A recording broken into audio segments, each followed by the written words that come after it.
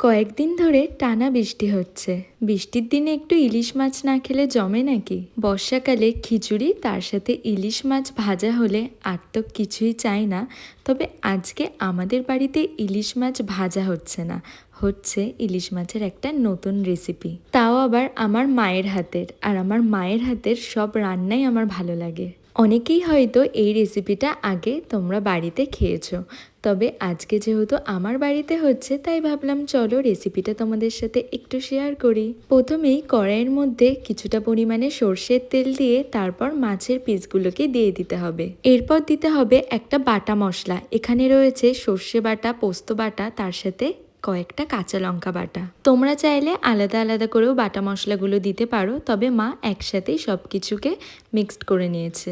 এরপর অ্যাড করতে হবে পরিমাণ মতো হলুদ গুঁড়ো আর লবণ। কিছুটা পরিমাণে টক দই দিয়ে দিতে হবে কালো সর্ষে আর তার সাথে কয়েকটা কাঁচা লঙ্কা। এরপর কিছুটা পরিমাণে ধনেপাতাও অ্যাড করেছে মা।